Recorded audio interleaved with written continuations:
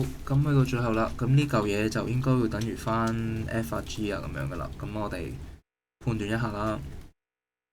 咁呢個 pi over 2啦。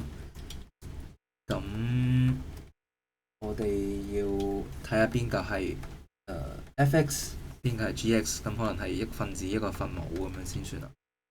咁我哋sin 如果 pi over 2就係1啦。咁 sin over 2減 x 就會係 sin 變 cos，cos 變 sin，咁呢個有機會係啦。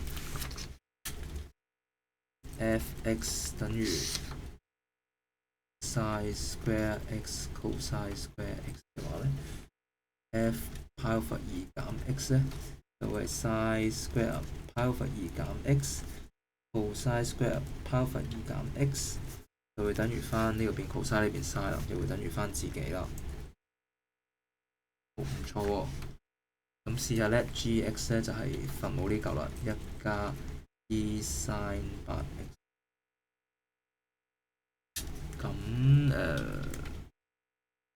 佢最後呢兩個係要乘埋嘅，咁所以呢個應該係要有分母嘅，咁就係1 over 1加 e sin 8x。咁 gx 加 g pi over 2減 x 咧，會唔會計到 constant 咧？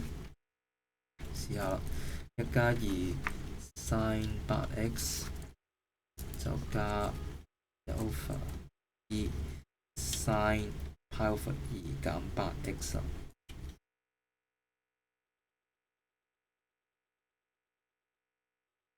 好，呢度應該係 sin 8 pi over 2減 x 先嘅，即係4 派減 8x 啦，即係500x 啦。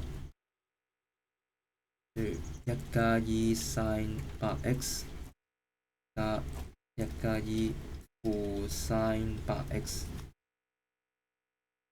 咁就兩邊都乘 e 嘅 sin 8x 啦，分子分母 e sin 8x，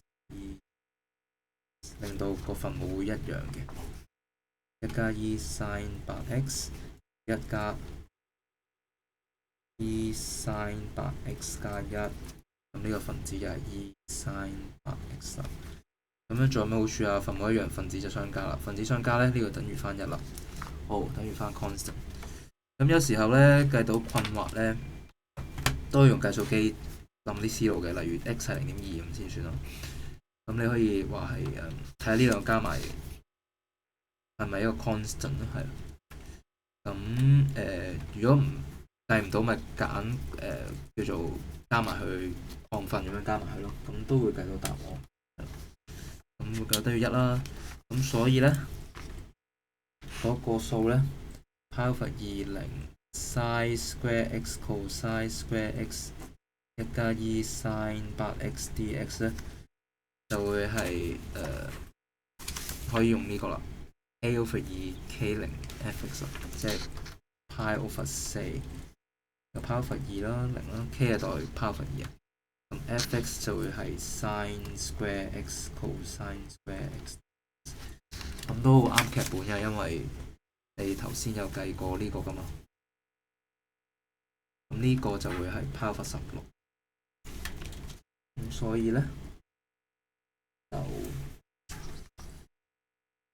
A 計錯咧 ，A 好似唔係呢個 ，A 係1，咁應該係1 over 2啊，所以1 over 2啦，跟住就 pi over 16，所以答案就係 pi over 32啦。跟住你又可以撳計數機 check 下自己啱唔啱啊。